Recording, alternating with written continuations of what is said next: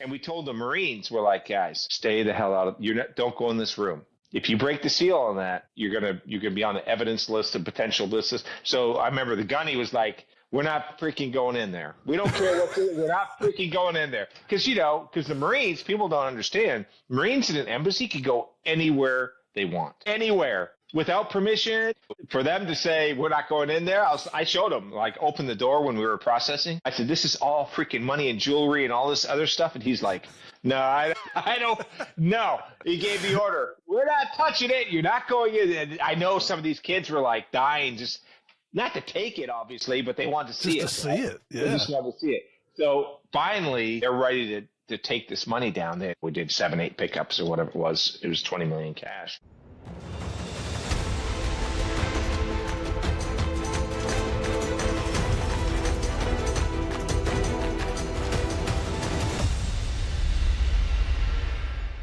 Hey, everybody. Welcome back to this week's episode of Game of Crimes with Murph in the Morning. It's an honor to have you come back every week. You folks, you keep me motivated, you keep me going, and I know I couldn't do any of this without you. So thank you very much for continuing to come back. Feel free to tell your family, friends, and your enemies to come over and check us out as well. So just like every week, I got another great guest here. This young man here on the screen, we've known each other, 3 minutes now? No, actually, we've been knowing each other for a number of years here. But we're talking to a 29-year law enforcement professional, or is it 29 plus years? Plus, there you go. See, and he doesn't look that old, does he? Look at his hair. He's got hair. It's dark. I got no hair. What I got left is white. But he's now an author of a book called Infiltrate America, which we'll talk about throughout the podcast. He's a keynote speaker. He will come and speak at conferences. And he's got a couple of other interesting jobs that we're going to talk about as we go through. So, ladies and gentlemen, if you would, please welcome Wes Tabor. Wes, welcome to Game of Crimes, brother. Thanks for having me, man. It's great. I'm excited to get into it. I love having DEA folks on here, I got to tell you. Yeah, well, we love coming on, man. I mean, you're like the holy grail when it comes to DEA, man. So, I'm just old and people feel sorry for me. That's what it is, But just like we do with every week, we have our small town police blotter, and that's where we like to give a hard time to some of the stupid criminals that are out there. I contacted Wes last night and said, would you mind reading a story? He said, absolutely no problem. But as you know, we do every week. Let me give you the disclaimer. This is a show about crime. We talk about bad people. We talk about bad people doing bad things to good people. Now, we take the show very seriously, but we're never going to miss an opportunity to have a nice chuckle at the expense of some people that really should not have been criminals. They're not doing real well at it. If you're not doing well at it, you're going to be on the show. So right. If you would, Wes, go ahead. Wes lives in Florida like I do, so you're getting 2 Florida stories this week. So yeah. Go ahead, brother. Let me put on the old spectacles. And Gotcha. This comes out of Florida, and it's about a content creator that kind of documented her own crime. So it's kind of interesting. So alleged thief, this is the headline, alleged thief caught by her own TikTok. And we all know what TikTok does to people, lose their minds. A content creator in Florida was arrested last November after she allegedly was caught shoplifting in her own video. Cape Coral police visited a Target location November 20th in response to an alleged theft that occurred on October 30. An unknown female entered the store and selected items listed for sale. Police said in a statement, once at the self-checkout register, the female suspect did not scan the item's barcode. Instead, scanned a false barcode with cheaper prices. Yeah, like no one's going to be able to tell. It's like you're taking the coconut sticker and you're putting a 55-inch TV on it, right? Police confirmed 16 items valued at $500 were taken before releasing security images of the suspect, seen in a tan shirt and pants. A tipster, obviously a TikToker, then reported the suspect and it appeared to be Marlena Velez, a content creator with more than 350,000 followers on TikTok. So she's broadcasting to 500,000 people, but no one's going to pay attention. A video shared on Velez's account showed the 22-year-old preparing for the alleged theft in the same outfit and glasses. I guess that was her costume. Picking out items in the store, then loading them into her vehicle, police said. She essentially incriminated herself. Officer Riley Carter tells the Express Tribune. The video has since been removed. Velez was arrested and charged with 1 count of petty theft and later released on bond. She was also arrested last year for shoplifting at a Walmart in Cape Coral after surveillance footage showed her under-ringing items at self-checkout. Velez pled no contest, completed anti-theft course, and served 6 months probation. I'm surprised she got 6 months probation, which ended a month before this incident. So she was off probation. She didn't get a violation for that. Some people will never learn. I just don't even know what to say to that. Well, you know what, man? If she's got 350,000 followers, she's making money on TikTok. And she can afford these items, or else you don't get them, man. There's just not a lot of room for a thief out there. It's part of her shtick. Well, that'd be interesting to know. Right? I wonder if she picked up more followers after she was stupid enough to post it online. Yeah. Hey, guys, watch me steal. Watch me go to jail. That'll be my research for tonight. Idiot. You got more important things to do than that, young man. Yes, I do. I do, actually. All right, brother. Thank you, Wes. I appreciate you reading that, man. And now we got one that is titled Cops Say Mom Went to Awful Lengths to Please Her boyfriend. So I never heard of this. Rent a Hitman. That's a website. It's a parody website, but it's fake customer service awards and customer testimonials have convinced more than a few people to submit legitimate requests for an assassination, leading to at least 30 arrests. Now, this is a story from, I had no idea. So this is back in July 23. Jasmine Paez, an 18-year-old Florida woman, fell for this ruse. But Paez's request for a hitman was more bone-chilling than most. According to the arrest warrant affidavit, Paez of Miami sought out an operative to kill her 3-year-old son. Unbelievable. Paez allegedly submitted an address and a photo of the boy and even provided a safe word for the potential killer. Put me in, coach. Thought this through, didn't she? I think that's called premeditation. The Rent a Hitman site is managed by California resident Bob Inez, whose purported 17,985 operatives actually represent police departments throughout the United States. He reached out to Miami-Dade police about Paez's alleged request. An officer posing as a hitman then contacted the teenager, 18 years old, who agreed to pay him $3,000 for the killing. Paez was arrested and charged with first-degree murder solicitation and unlawful use of a communication device. An alleged accomplice, her 18-year-old scumbag boyfriend, Gamaliel Souza, I don't know if I got that right or not, but that's what it's going to be, was arrested and is charged with conspiracy to commit first-degree murder as well as unlawful use of a communication device. Wow. This is what ticks me off more about this story. Both were released on a $15,000 bond. Now that right there, releasing them on a bond when they were planning the murder of a 3-year-old kid, that just shocks the crap out of her kid. Yeah. Unbelievable. Oh, it's sick. Okay, so a search of Paez's cell phone revealed text messages in which Souza appears to have indicated that her child was the only thing that stood between them. He wrote, "The kid is the problem. I hope you see that. All I ever wanted was to free you." He also wrote, "You do it and I'll think about coming back." What idiots. Unbelievable. Paez responded by claiming to have left her son in the woods to, quote, to be eaten by bears or drown, unquote. Jesus. Oh, I know. It's hard to get through this. Oh, this is probation. 100% probation. All right. Mm-hmm. Souza allegedly asked for proof. And quote, "The fact that the website was able to prevent a violent crime and save a life, that's what makes it worthwhile to me," Inez says. "It's a really bad story, but at least the child is going to be okay. The boy is safe with relatives." What? I mean, there's so many sick people in this world right now, but tell me what that 3-year-old kid ever did to her or to that jackass boyfriend who says, "I might come back." If she believes that, boy, she needs some. I mean, just think if it hadn't been on this site and it hadn't been monitored or revealed, or what would she have found? Or she had stayed off the internet and she actually went on the street and just said to some guy, "Hey, here's the money, go do this." I mean, actually, it's just unbelievable. I've got a monthly Patreon channel here on Game of Crimes, subscriber channel. And one of the monthly episodes is "You Can't Make This Crap Up." That one, I'm not sure I'll even put on there because it's disturbing. It's designed to be funny. Then those were designed to be funny, but as I kept reading it, that's not so funny, is it? Yeah, I had a case when I came on DA. I'll tell you about a little bit later. That was actually almost worse. I think worse than that. Sickos. Yeah. All right. Well, that's it for this week's Small Town Police Blotter. So appreciate you participating there. And Wes and I were just talking before we started here about how we met. And we both have a mutual friend that you folks have heard here on the podcast himself. His name is Chris Feistel. Chris was one of the case agents that took down the Cali cartel after we took down the Medellin cartel. And he introduced me to Wes. We were able to introduce Wes to our talent agent, and he's gone on from there.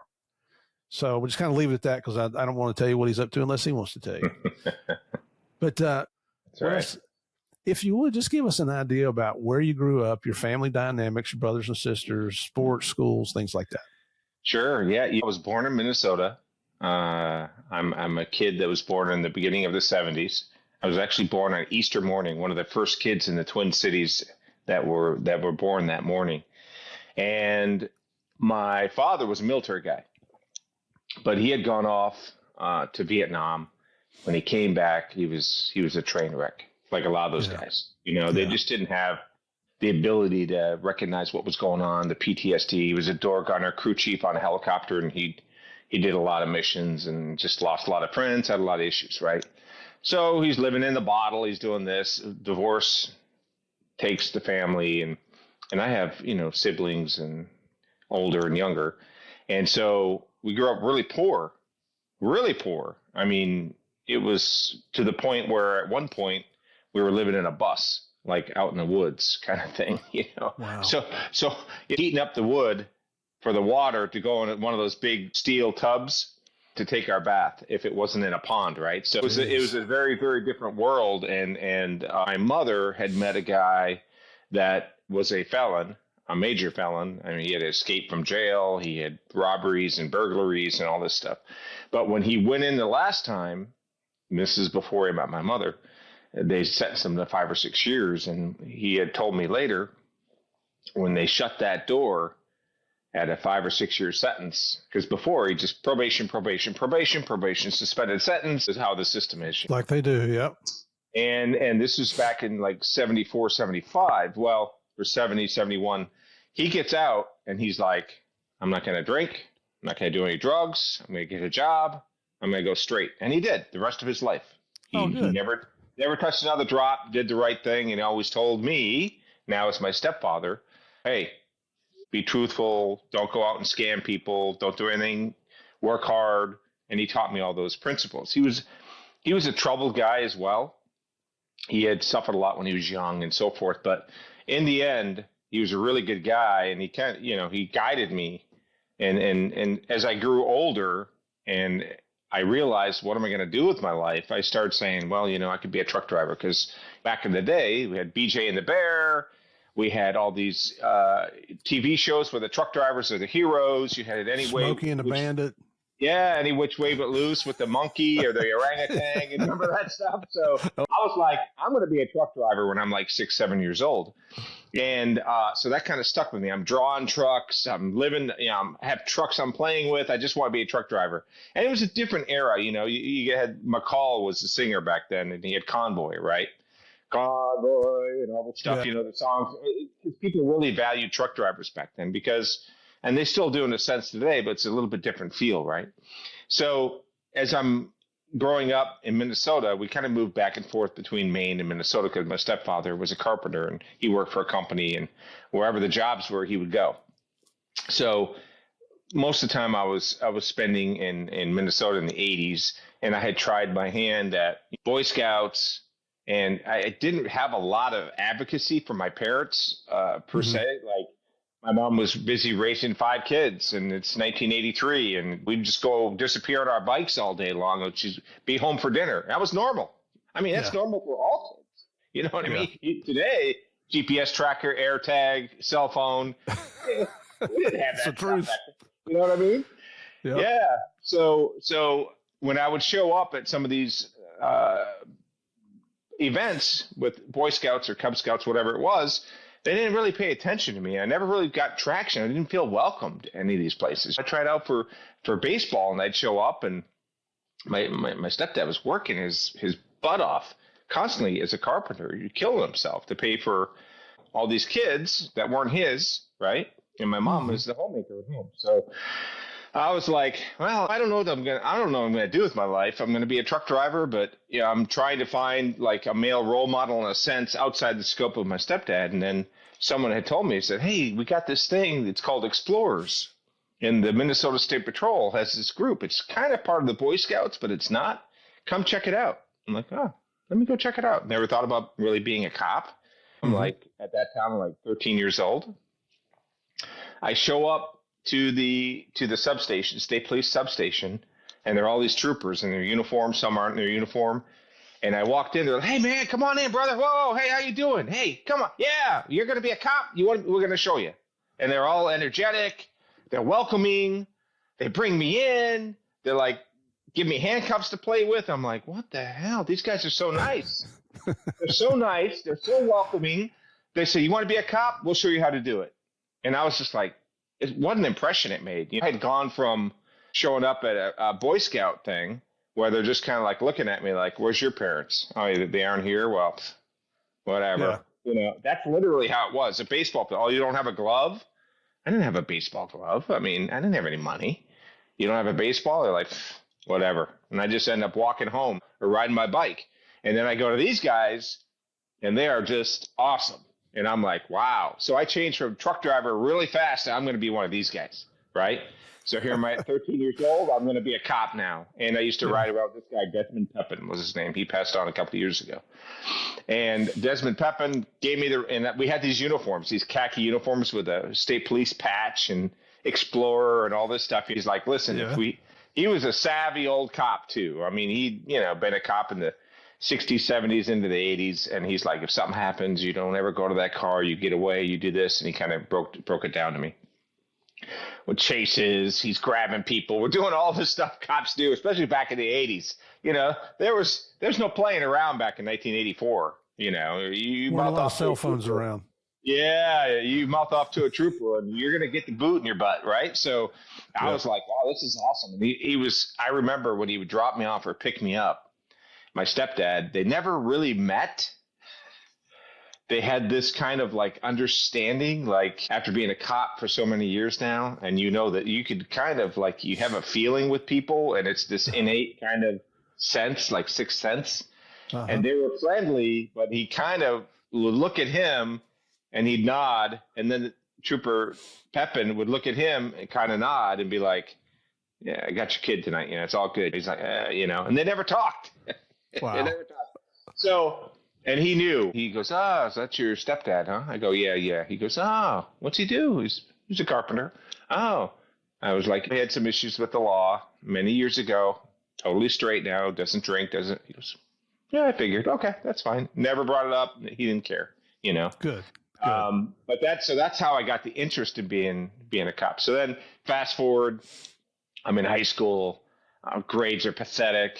I'm not focused. The expectation for me to even go to college wasn't even there. In fact, one of the counselors said, go work at the potato starch factory, making starch from potatoes. Like that, and that'll be a good job for you, kid. Maybe get some benefits, free potato starch, whatever, And I was just like, and I'm like going, I don't want to work in a starch factory. So I graduate from high school. Literally, there were 50 kids in my class. I'm like 48, right? Like a D minus. This is before they had the law. You had to like graduate with like a C. I had a D minus. I shouldn't have even have graduated almost, from high school. So I remember in my yearbook, I put, I want to be great as Elliot Ness. It wasn't until years and years and years later I learned that he died broke and alcoholic. And he had destroyed his life in a sense. Of course, all the notoriety and all the fame and everything he missed when it all came out later. And I was like, that really hit me hard. And I'm like, wow. After seeing my stepfather and hearing the stories about how alcohol and all these other ththings ruined his life. And then my idol, because at the time, what was that movie called with, what was the movie where it portrayed him? I can't remember the name of it. But anyway, so big movies were out with Capone and all this stuff. And The Untouchables, right? Yeah. The Untouchables. So I put that in my quote in my high school yearbook. Of course, everyone's looking at it going, dude, you can't even spell untouchable, right? Like, go to the starch factory. Talk to me later, So I'm in the state of Maine at this time, and I'm in Aroostook County up by Canada, okay? Now, if you've ever been up there, that hunting and fishing is some of the best in the world. Number one, it's awesome, right? You have the peak of the Appalachian Trail, highest point of the Appalachian Trail is Mount Katahdin, which is just south, a little bit south of Patton. And I live north of that. And at night, when there's no lights, it was just pitch dark. It's like kind of put yourself in Alaska, kind of same comparison. And I was like, but there's no jobs unless you want to work at the potato starch factory. And I said, I'm out of here. So I go to Florida. I had a girlfriend in Florida, tan, blonde. You know, I'm like 18 years old. I'm like, going to Florida. So I get to Florida, and I'm like, no starch factory. Where am I going to go work, you know? So I'm going to mow lawns, dig ditches, work at a Texaco station. And I'm like, this is not going to work. And I've got to do something. So I go to the local community college. In Florida, community colleges are now state colleges. Right. So I go to community college, and they're like, let's see your grades. They look at my stuff, and they're like, geez, dude, get out. It's bad. And they gave me a test. They're like, it's even worse. You're going to, but because it's a community college, and remember, I had no money. So they gave me the Pell Grant, which actually gave me money for food and books and transport. Because I had nothing, absolutely nothing. So I start going to school, but I had to take all remedial to get into the basic levels of whatever, you know, I was taking at the time as criminal justice. All the bonehead classes. Totally. I deserved it, 100%. I mean, yeah. I didn't focus in high school, and I realized it early.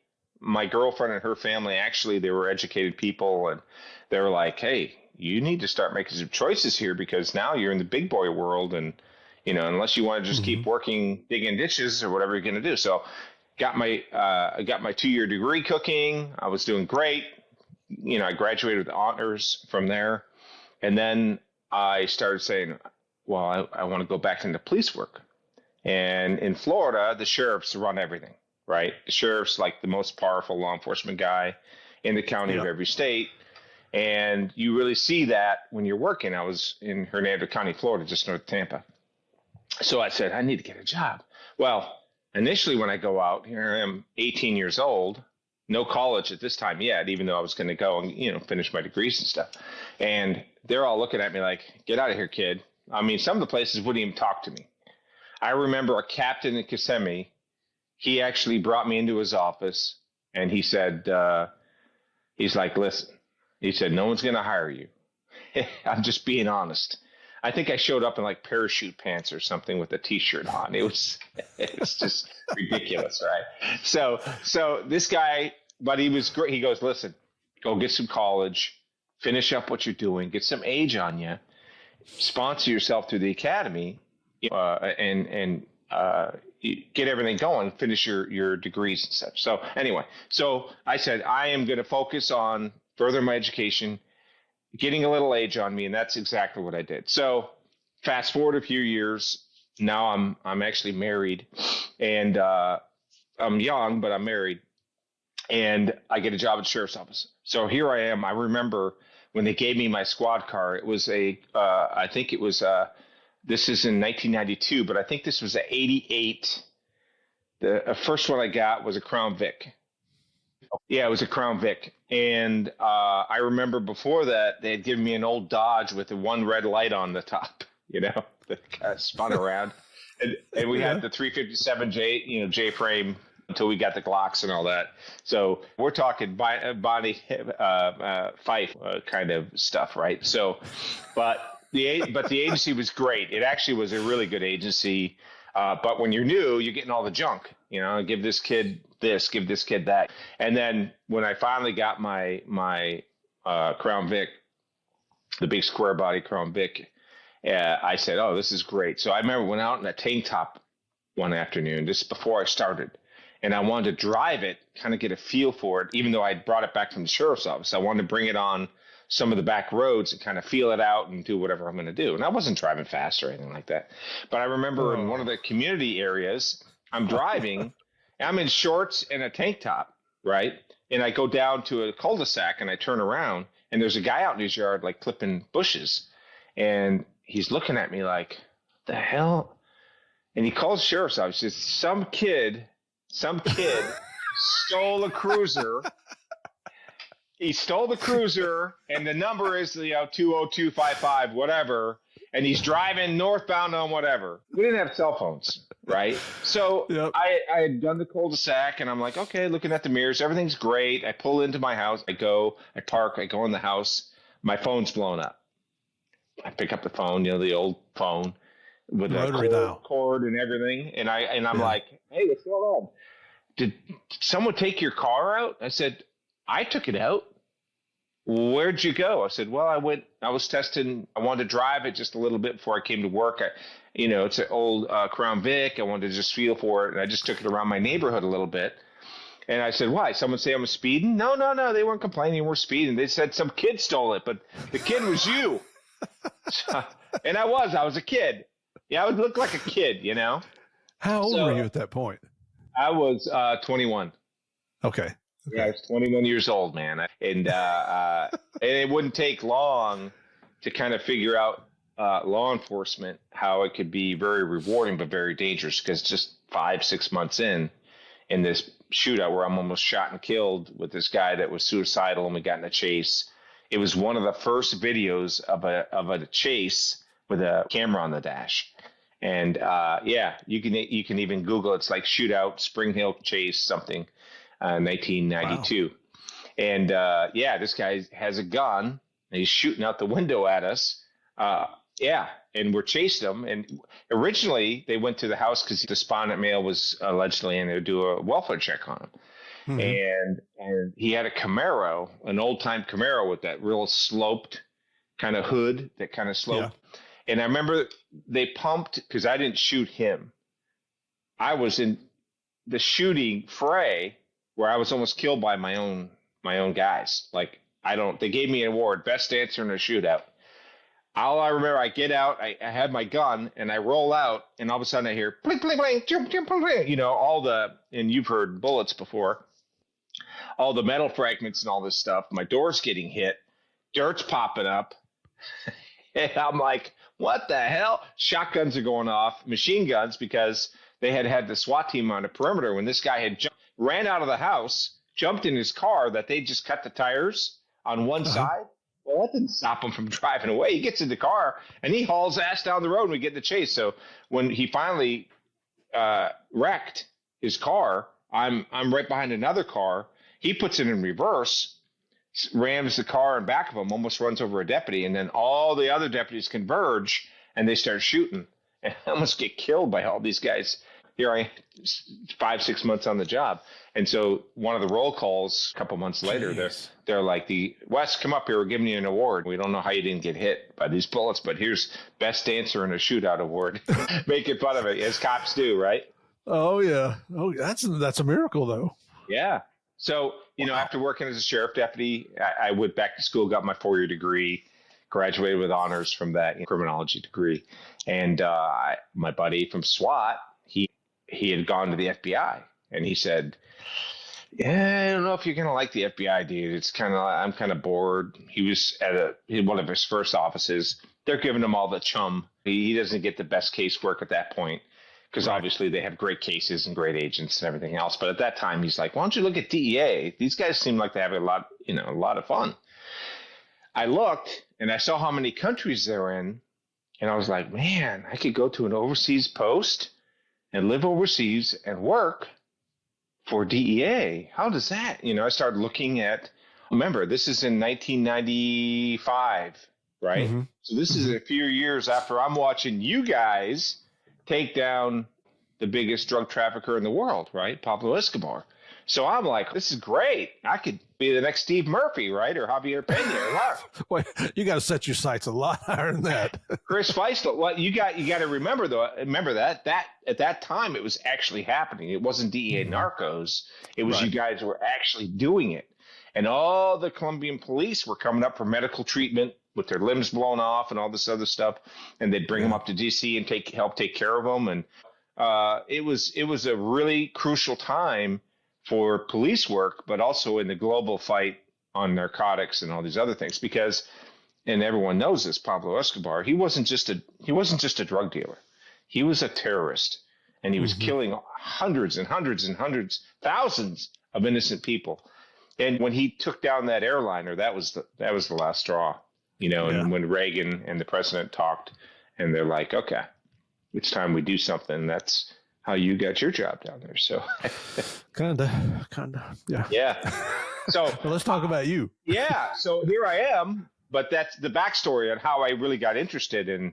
I'm seeing this stuff on TV. It's that era. I'm like, wow, I can do that. And I had been a cop, you know, I'd been a cop a few years. So I applied. Back then, the process was really difficult. You know, it was 2.5 years to get hired. Yeah. People don't understand that, you know, like, you just get hired. No. This was a lengthy, very competitive process. My first interview was like 30 or 35 guys sitting in a room to go to the panel interview. And I'm like, wow. And these military officers with master's degrees and all this stuff. And here I am, you know, potato starch factory guy. Yeah. I mean, no, you've graduated to donuts by now. I actually did. I was making the donuts, and I was proud to make them. And I had my education set, and I had learned a lot. And I was in SWAT and street crimes and all this stuff. So I had a good handle on what being a cop was at that point. By no means was I like, you know, a savvy super street guy. Even though I'd learned a lot. I think a lot of people want to get ahead of themselves, and they say, well, I've been a cop for 5 years. Well, I'm a veteran, and I know, you know, dude, you're just kind of starting to figure out what's happening about that point. Plus, you know? It changes frequently. The bad guys, they adapt. We got to change too. So anyway, go ahead. No, 100%. So lo and behold, I go to Detective Bureau. I start working property crimes, because that's, you always go to property crimes. It's like getting that Dodge Diplomat with the little light on top. You're the new guy, so you're getting all the chum, and you're fighting the sharks and trying to make your bones and so forth. And I get a call one day from the recruiter in Tampa. Or I believe it was the guy in Tampa. It wasn't the recruiter in Miami, actually Miami proper. And he's like, hey, we got an opening. Can you come in like 10 days, 2 weeks? And I'm like, whoa, man. I was like, if I say I can't, put me in there, I might not get a call. Back then, they might have just taken your stuff and shredded it and been like, not happening, dude. We offered, you turned us down. That's right. Yep. So I said yes. I went and talked to my captain, because I had been considering, I took my LSAT with my captain. We were going to go to law school together. And I told him, I said, hey, man, I got a chance to go do this DEA thing. I don't really know what it's going to be for me or what it's going to do, but I think I'm going to do it. I know we're going to go to law school together, but you know, what do you think? He goes, dude, nothing against lawyers, but he goes, I'm going to be one, but not anyone can be a lawyer, but he's like, there's 400 million lawyers in the world or whatever. He goes, you get a chance to do this, do it.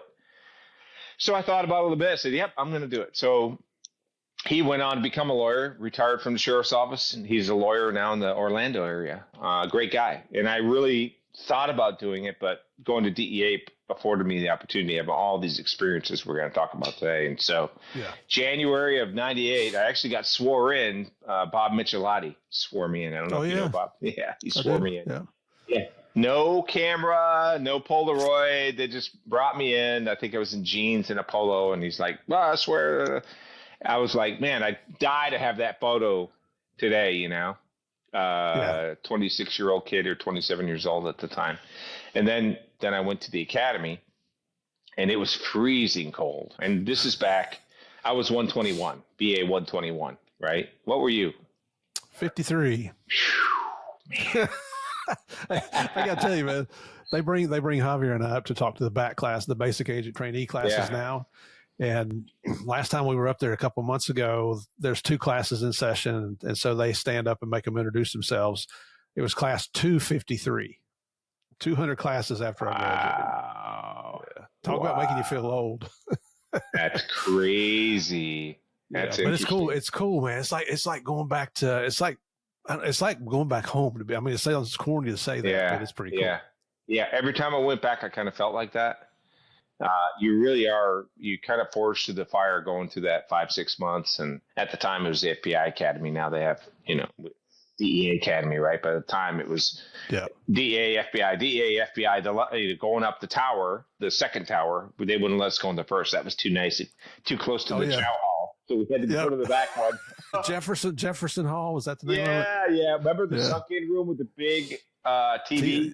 Yep. You know, it was the monster big screen TV. Everyone would go there and watch TV, you know, Friends. At the time when I went, it was all Friends. So we'd have DA and FBI guys and gals, and there'd be 300 of us crowding around this one TV trying to trying to see it. So we go through the academy. My first duty station is Des Moines, Iowa. And Des Moines, Iowa, I thought, it's close to my family in Minnesota. It'll be great, but I'm going to be bored, right? And that couldn't have been further from the truth. Yeah. So the mid-'90s, late '90s, you know, the meth epidemic in the Midwest was off the charts. And this is just before the Mexican cartel started shipping meth in. That kind of happened while I was there. But what happened was it was all the local cooks, right? All these little labs that were producing maybe half a kilo, half a kilo. Back then it was all pounds. Everything was in pounds, right? Yeah. And we were working 7 days a week. I mean, I was just working so hard, man. And that went from a 2-man office when I was just before I got there to the RET team, and then another like 8 or 9 agents, and then another like 10, 15 TFOs. We had an army there. And Senator Grassley was the one that kind of prompted all that. Senator Grassley, of course, you know, he's one of the longest serving senators, very powerful Iowa senator. And he said, we got a drug problem. We're going to have lots of agents here. We're going to make sure that Iowa's taken care of. And the RET team, which covered, they had 2 RET teams. I don't know if you remember the RET teams. Yeah, the regional enforcement teams. Yep, regional enforcement team. They had one that was East Coast, and they had one that was West Coast. And I was the one that had and they did my first wiretaps. And our wiretaps were clone pagers and hardline phones. That was our wiretaps. Oh, man, I was wearing, the summer of 2000, I was wearing 5 pagers, clone pagers. So when the bad guy's pager go off, my pager go off with their codes and all that stuff. And then we had, you know, the hard lines. We had a couple of hard lines. And I remember the one woman, she was always in there, you know, Mom, I need toilet paper. That was like a line. At least twice a week, she's yelling to her, I need toilet paper. I'm like, you got to be kidding me. But, you know, we had the RET team because Grassley said the first big cases, the first wiretaps we're going to have with the RET team are going to be in my home state. And sure as anything, it was. Yeah. It was. And, you know, it culminated with a bunch of arrests, a lot of search warrants and stuff like that. It was a good learning experience because I got my 13, basically helped me get my 13 out of that. You got to have so many cases, so many Title III, so many of this, so many of that to get your 13, your journeyman grade, which is a big deal because it's like a $14,000 raise when you're 28, 29-year-old guy with a family, and you know, you want to get that early 13. It's significant. You're right. Yeah. So I'm going through that. Then the spring of 2001, I had gone to Minnesota to family. I was driving back, and my brother was driving the car. He had just gotten married. They were driving to Texas on their honeymoon. They're going to stop at all these places, whatever. And I look in the rearview mirror, and I see a car bearing down on us. And I mean, it's moving, right? 100 and some miles an hour. Jeez. I told my brother, hey man, we got a car on us. And we were right next to a semi truck. So we had nowhere to go. It was 2-lane coming south from Minneapolis going to Des Moines. It's like a 4-hour drive. Well, as soon as I said that, he looks up and then he sees this car and we're going to get hit. So the car behind us, we later found out, driven by a career criminal, drunk out of his mind. He slams his brakes on. When he hits the back of our car, he kind of does a pit maneuver on it. So he doesn't impact us. He kind of bumps us, but in almost like a pit maneuver. So the car spins out into the ditch sideways. It rolls like 5 times. It's a Saturn. Remember the Saturns? Oh yeah. Well, I'm 6'5", right? And I'm stuffed in this Saturn. So here I am. I look like that Mario Nintendo game where the big apes in the car. And this thing's spinning 5 times over. And then it flipped end over end. And the first flip end over end, like hit the front of the car. It popped up. And when it came down, it was roof down. So my seatbelt's locked in. And when it hit, it crushed the car. and I had nowhere to go. So it was like, it was basically just crushed my neck. So all the facets in the back of my neck, which is that part that comes out the back, kind of like this, they all crushed. So 3, 4, 5, and 6, everything was crushed. Wow. The disc between 5 and 6 had been damaged severely and I had a spinal cord injury. So I'm upside down in this car with the seatbelt, and my brother gets out of the car. He's like 6'1", so he was okay. If I had been a couple inches shorter, I probably would have been all right. He gets out and he's like, dude, get out of the car, man. There's fuel leaking. There's all this stuff. And I'm like, bro, he came down in the car and he looked, and he's like, his eyes just, he was like, oh man. Cause like I'm in the seat, but my neck, everything is turned backwards, like, and tilted. And it was not good. He knew this was not a good sign. You know, Gumby is not supposed to represent, in it. And I look like Gumby. So I was paralyzed from the neck down. Down. I could kind of move my left arm, and I'm looking through. So you're in a car, the front windshield's totally destroyed. There's blood everywhere. You're paralyzed. Fuel's leaking from the car. And I'm looking out through the window, this broken window with smoke. And I'm like, I cannot believe this is how I'm going to end my life. I cannot believe I'm going to die upside down in a car because I was hit by some knucklehead. And that guy didn't stop, by the way. He kind of spun out, uninjured, him and another guy. They fled, went to another bar, kept drinking. They got caught. Of course.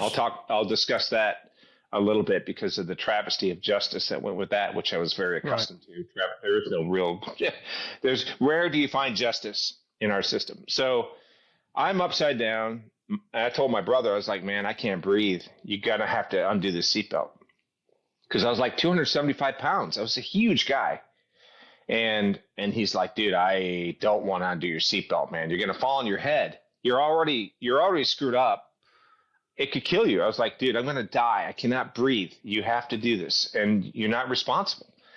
So he crawls in and he hits the button. He couldn't hold me. Dude, I was like 275 pounds of dead weight, and I just fall on the roof. But I can breathe. So I'm laying there still looking through the glass in a sense, because my body had shifted a little bit. I'm like, I can't move. So, oh man, the sun is setting, and I remember thinking like, this is how I'm going to go. And one of the biggest things I kind of recall about that was this fight or flight kind of panic. Like I was on the verge of panicking, but I would be like, you got this, you're good, everything's fine. And then the next second I'm like, you're going to die, I'm going to die. And they're like, no, you're not going to die. Everything's fine. Just breathe. Everything's going to be okay. You're going to, and I just kept doing this, like trying to keep it together, because having not been paralyzed, it's kind of hard to kind of like envision it or kind of put yourself in that spot, but you're totally helpless. You're totally dependent on everyone else. So this thing catches fire. They don't drag me out, I'm going to die burning in a car, which I've seen, guys, and you were a cop. You've seen it too. I've seen so many people dead in cars. And one of the big things I remember, this one guy, he had been ejected from a car, and some others were in the car, and you actually hold their hands while they're dying because you're like, you got nothing else. There's nothing else you can do, Human compassion. Yeah, and you're just like, man, this guy's dying in front of you. And I remember doing that on a couple occasions, and some teenagers and an older guy one time. And I remember the paramedics show up, trooper shows up. My brother's like, he's got 2 guns on him. I carried a HK USP 40 on my back and a 640 Smith on my leg. I always did. I always had those guns. And so he's like, why's you got guns? He's a DEA agent. He goes, oh. So the cop comes in. He doesn't really say anything to me. He just grabs my gun out of my back and grabs it off my leg, right? And I'm like, whatever. I had bigger fish to fry at that moment. Yeah. Well, what I didn't know was the fire department had just been trained by a physician, a local physician, and that physician drove by the accident and stopped.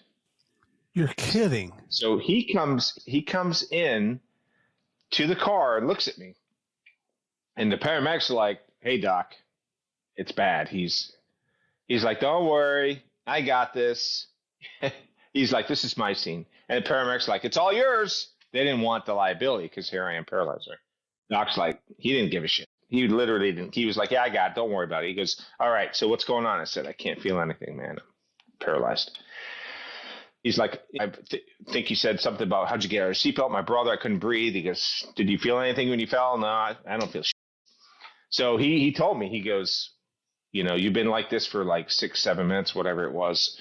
He said, your only chance of ever walking again is if I straighten your neck. And I'm like, yeah. I was and like, you're still in that car. Still in the car, paralyzed, like all twisted, legs all flopped. Everything's just like a sack of potatoes fell. It's just like it is, you know, because I couldn't move. So I was like, millisecond. I'm like, yeah, do it. What am I going to do? Right here I am, 30-year-old guy, healthy 1 minute, enjoying life. Next thing I'm paralyzed, like totally messed up. Never lost consciousness during this whole event. So he's like, all right, I'm going to do it. Okay. And he straightens my neck and I felt electricity go through me, but I couldn't move anything. I couldn't move. I go, hey man, I just felt something happen. He goes, don't move. And I'm like, I'm not. He goes, just don't move. And he held me until they got me strapped into the board, and they had to cut the whole car apart with the jaws of life, the whole thing, because it was all mangled around me. And he stayed with me, put me in there, and they brought me to the helicopter. It was like 10 guys because the median was all wet and mushy, and to pick up a guy my size just took like 10 guys, and it was a mess in the mud. It was total disaster. Luckily, you know, there was water on the hood where I was, but it wasn't really deep, so I wasn't drowning. That would have been right. Imagine that. You know, you're in a couple feet of water drowning. So he brings me on the helicopter. The helicopter takes off, and you've been on helicopters, and I always remember from SWAT riding on skids or rappelling off it. When it takes off, your upper body goes up first, and then your legs follow because the skids have like a shock absorber. And so when that thing started taking off, I felt it. Then I felt the skids release, and that's when I just passed out. I was like, I actually had a vision. I was on the helo rappelling. Like I'm on the skids. I had this weird, I don't know what it was. It was like a mirage or something. I'm envisioning myself like gonna rappel for some reason. I wasn't rappelling. I was a bag of potato starch, right? So they fly me to a level 1 trauma center, and the doctor that operated on me, he had done like 5 that day. Not all emergency surgeries, but he did it 5. So when I come in, he's like, this guy's beat. He's been there like 14 hours, and they go, one more. So, well, he couldn't operate right away, but what they did was give me a bunch of medicine. They ended up putting me on a bed, and the bed had these rollers, and they had to drill into my head to put these eyelets in to stretch my spine out and give me medicine to lower the swelling. And I had to do that for a couple of days. And Steve, I cannot describe. You ever see the show A Clockwork Orange or read the book? Yeah. Okay. There's a part where he's strapped into a chair and his eyes are forced open with brackets, and they're putting drops in his eyes, and he's just sitting there like, get me out of here, get me out of here. That's what I felt like, man. You can't move from the neck down. I couldn't eat or drink anything. Couldn't go to the bathroom. Couldn't do anything. I just laid there on this table for days waiting for the swelling to go down. Then the surgery. After the surgery, they put me in this ICU. And they didn't just have me hooked up. They had a nurse. They had multiple nurses watching me for like a day or something. And they sat next to me staring at me. And they would take like 2-hour shifts doing this. I'm like, man, I must be really bad if they're watching me, because they had me hooked up to all this stuff. I don't know what they were doing. Like, they're like watching me breathe. And I told the one guy, I go, dude, I need to drink something, man. It's been like 5 days or 4 days or whatever. He goes, you can't drink, dude. I can give you a sponge, like a lollipop. It looked like a lollipop. It had a little bit of liquid on it, and he let me chew on that. That's all I could have. It was. Did they have IVs in you? Oh, yeah.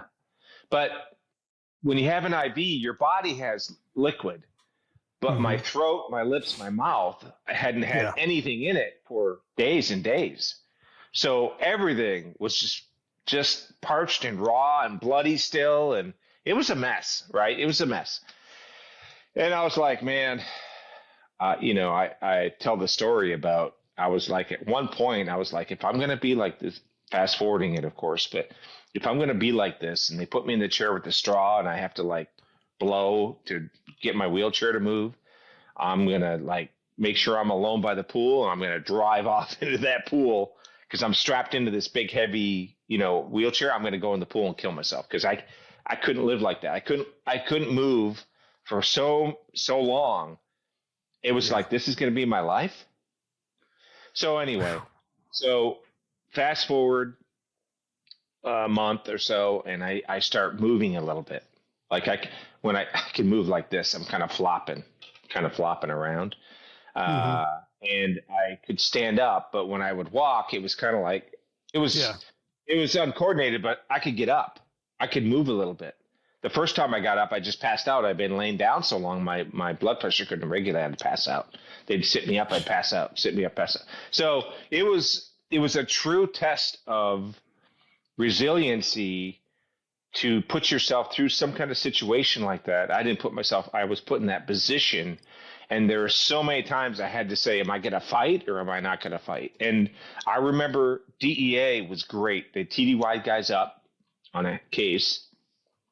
And they were helping with the family. They got some plane tickets for my brother.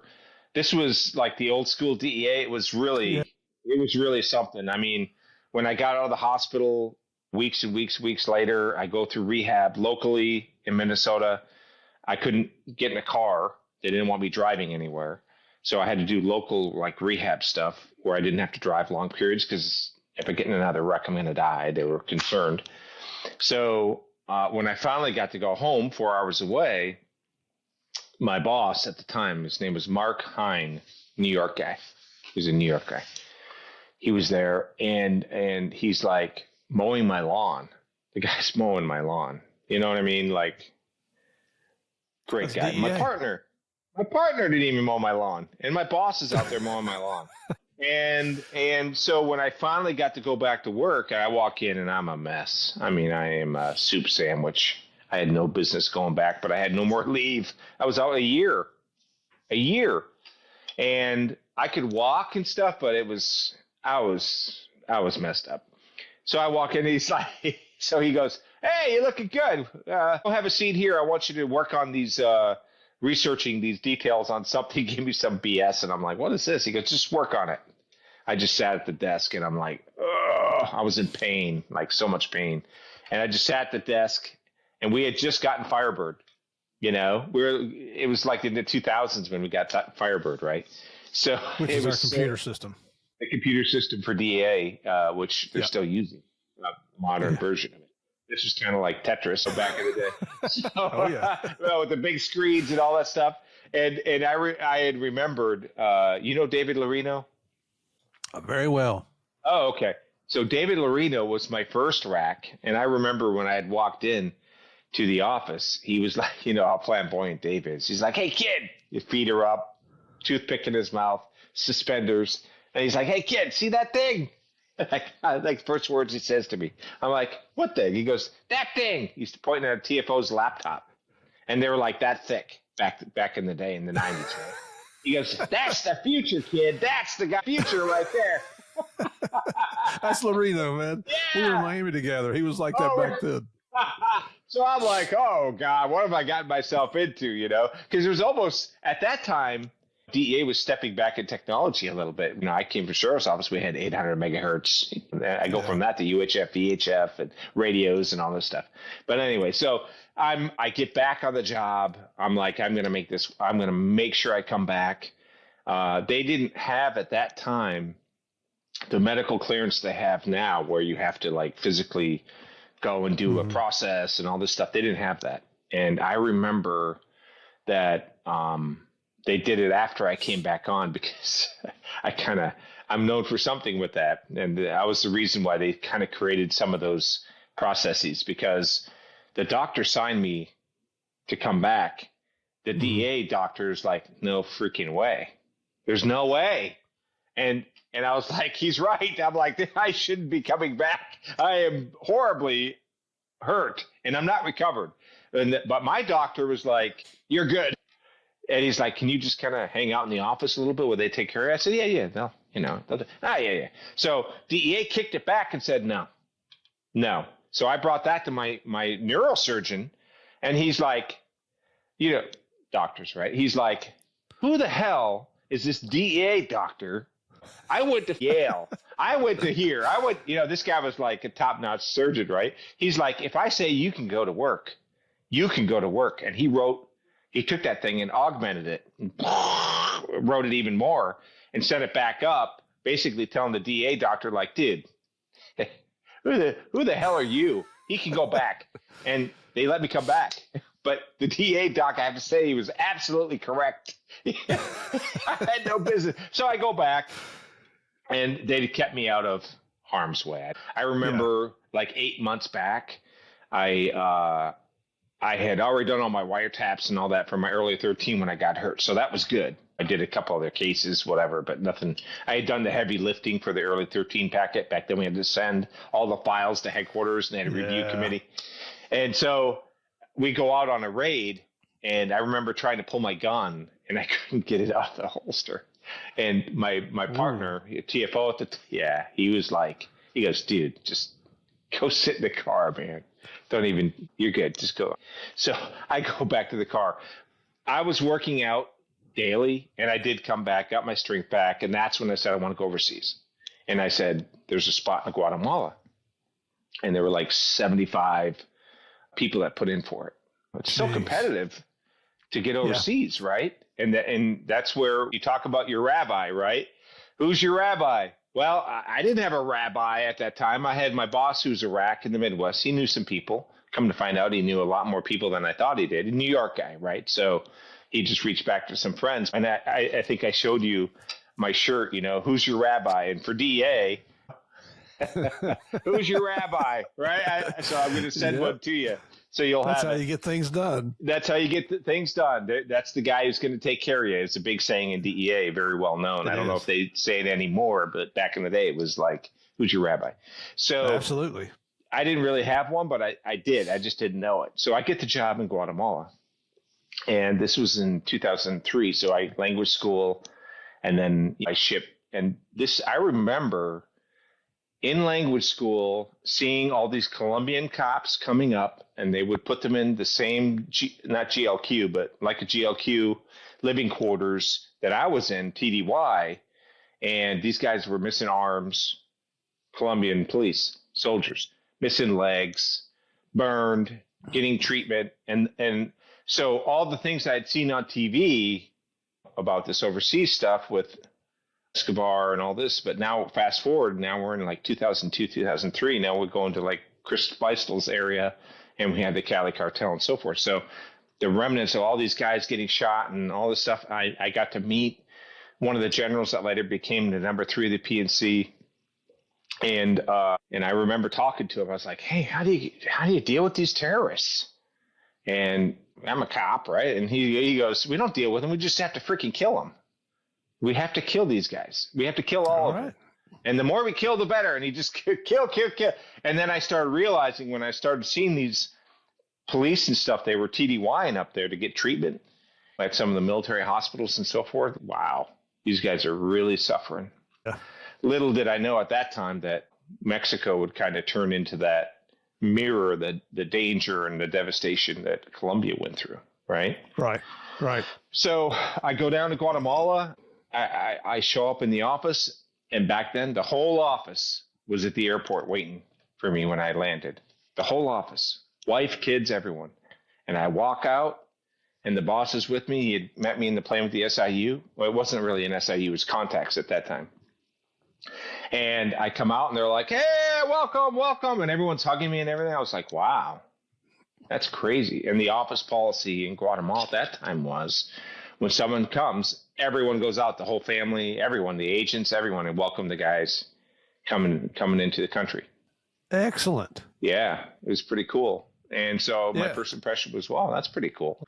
Then we just started. In comparison, when Connie and I arrived in Bogota on a Sunday night, the duty agent was supposed to be there. He was late because they were having a party that day, and he showed up a little tipsy, you know. It wasn't a good experience. Yeah. Yeah, I could see that. What year was this? 91. Yeah. Oh, the old 91. DEA. Old DEA. Yeah. And we started working these cases and, seizures and aircraft with 1.5 tons of coke in it. And the graveyard was what they would fly these planes out of Colombia and they'd fly it to Central America, crash land them on purpose, crash land them, unload all the dope to the Mexican cartel guys that were waiting, which became the Zeta cartel. And we had all these defectors from the Guatemalan Special Forces, which we were training. The Cayman, which is their equivalent Navy SEALs. And then we had the Caibiles, which are the Special Forces, their equivalent. And they were some bad. Guatemalans are typically short little dudes, but these guys were little badasses. I mean, they're tough guys. They're freaking tough, dude. They go out in the jungle for a month and live off the bushes. I mean, these guys were, and here I am training them. I'm like, you know what I mean? We're the gringos, right? Now, there were some things that we could teach them, obviously, the refined mechanisms of law enforcement, some things like that. But when it came to like blood and guts, these guys were really something else. Wow. And at that time, a lot of them were leaving and betraying their country and their loyalty and everything and going to the Zetas. And working for the cartels. Oh, yeah. It became a big deal. Yeah, it was a big deal. And we were doing all the operations for Operation Mayan Jaguar, which they don't have anymore. It's too dangerous now. I mean, really? We can't be flying around in helos taking off narco planes, right?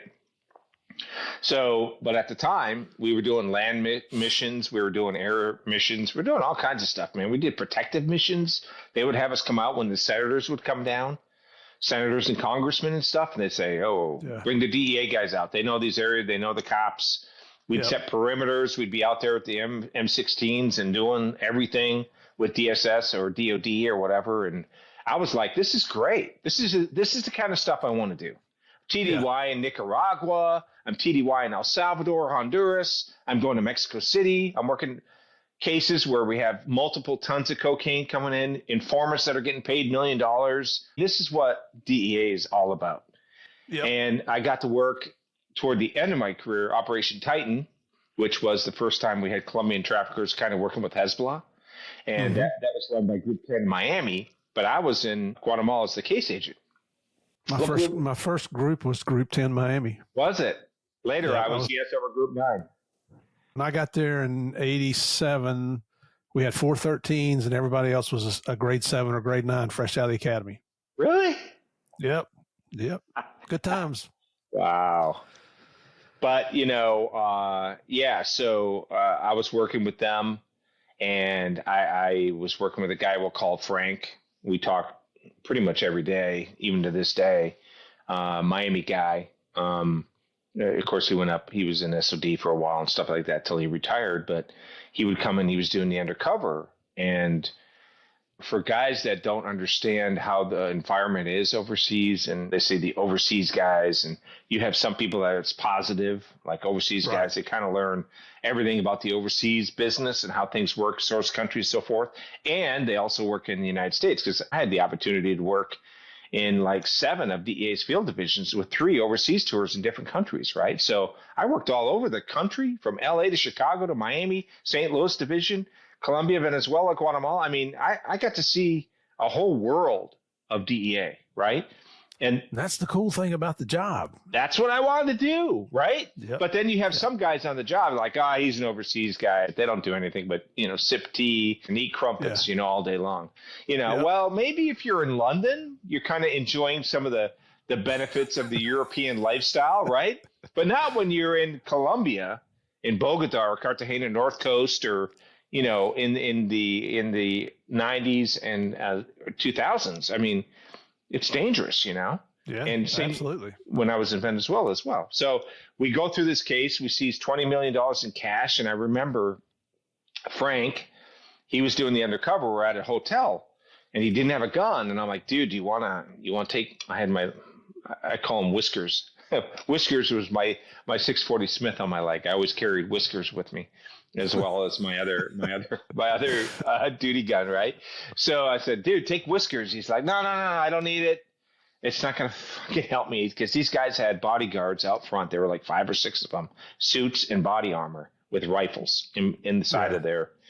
And so we had stood up an SIU while I was there. I was lucky enough to be part of that, helping stand up the SIU. It was the first one in Central America back in 2005, 2004 or 5, I think. Can you say what an SIU is?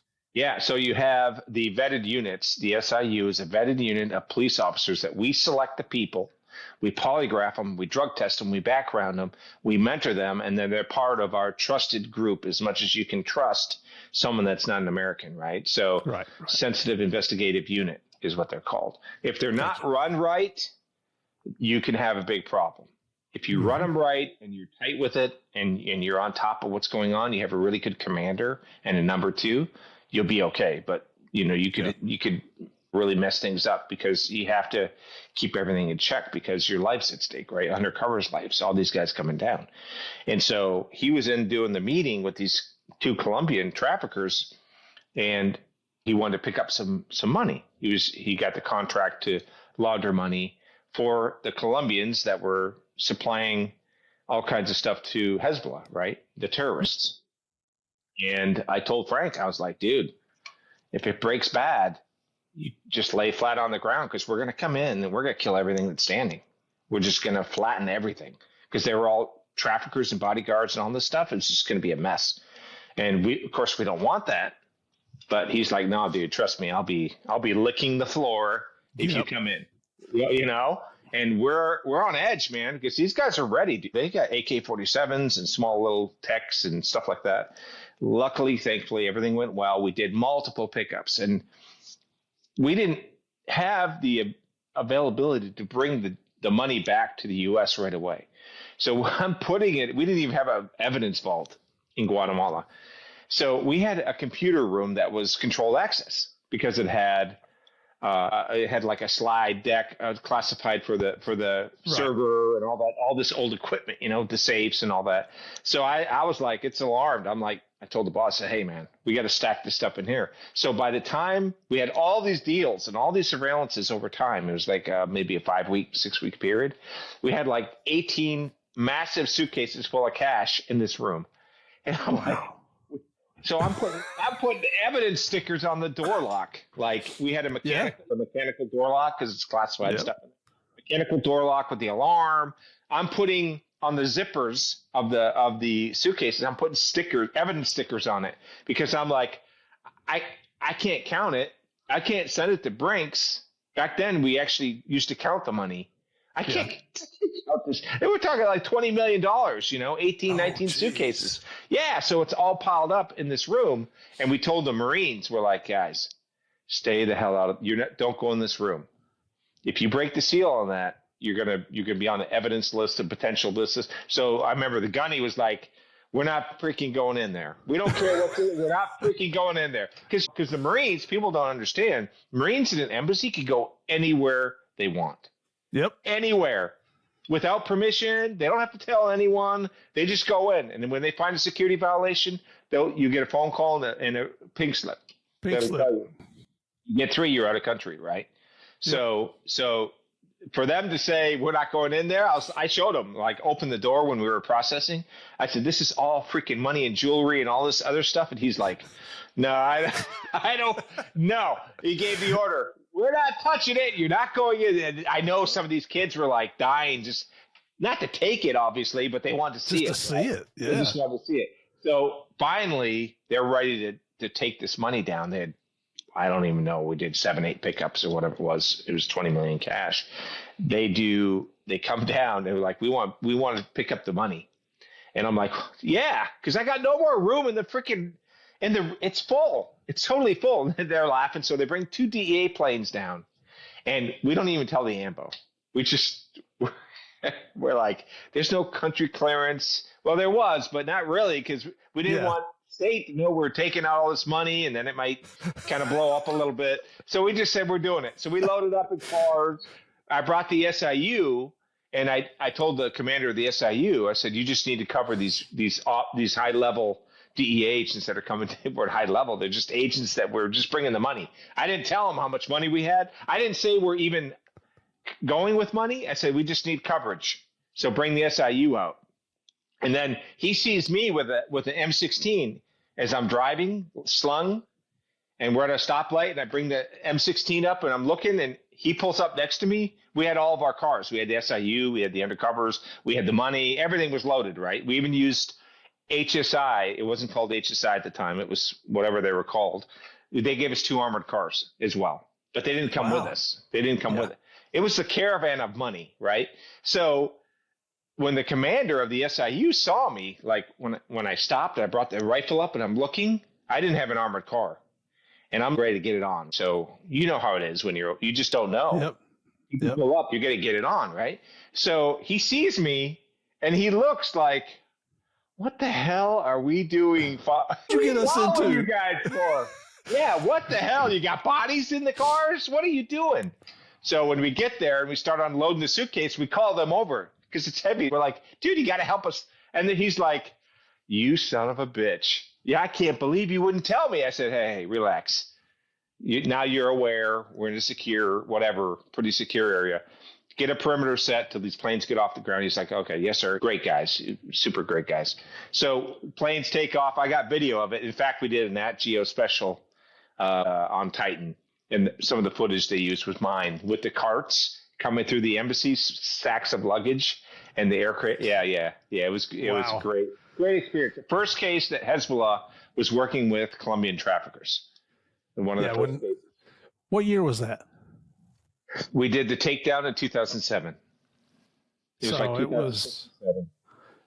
I was in SOD until 06, and Titan was one of the biggest operations we had going at that time. Yeah, it was. It was a great case. And I just had one little piece of it in Guatemala. But it was one of the most exciting because that's where all the money culminated when we seized it. And then I stayed behind. I didn't go to Fort Lauderdale, so I didn't get the big money shot standing next to the huge stack of cat. I remember Frank sent me a photo. He was like, Photoshop me in. I was like, hey, at least he was thinking about you, right? Yeah. And they ended up calling me. And we had more suitcases that they had stashed. They had provided to us full of Rolex and gold and money. 3 or 4 suits. It was another couple $1 million that I had to go get, and we had to get a team. They had to cover me, go in because we don't know if it's set up because they had actually flipped the 2 Colombians and started working them. But that's what I wanted to do with DEA in my first overseas assignment. I got to work one of the biggest cases, a little slice of it, but still, nevertheless. Well, and that's the thing, everybody, like they give Javier now all the credit for Escobar. That's not a 2-man operation. It's an entire agency, as well as other agencies within the federal government and foreign law enforcement. It's always a team thing. It's just typically people just get focused on and I don't know. It's nobody's out there working alone. It's always teamwork. That's what I loved about DEA. And I think that's what you loved about law enforcement because now you've got mentors to look up to. I kind of refer to us as a gang. Yeah, you got your street gangs out there, MS-13 and whatever you got, but we got a gang too. It's probably bigger than yours. It might take us a little while to get all our people together, but sure. It's that brotherhood, sisterhood of law enforcement, which I love. Yeah. So that was, and I appreciate you explaining that in depth. That's why I was being quiet because that's what DEA does. At least that's what we used to do. I hope that DEA still does. And when we go to the academy and we meet these new guys coming on and you just see that vim and that vigor and their fire in their eyes that they just want to get out there and kick butt and take names, man, it's so encouraging. And it's the SAC up there, Mike, is towards the end of our presentation, he'll say, hey, we do a Q&A. And he's like, before we leave, do you guys have any words of advice for these new agents? And I tell them, I'm jealous of you guys because I know what you're getting ready to go through. I know what you're getting ready to experience. You're going to have the time of your life. Take advantage of DEA because they're going to work your butts off. If you're not going to do the job, then go ahead and don't take your badge at graduation. Just go ahead and find another job because this is a lifestyle. And we're a small agency, and that's what it requires if we're going to be successful. So it's not to get on my soapbox there, but man, I love it. I just love it.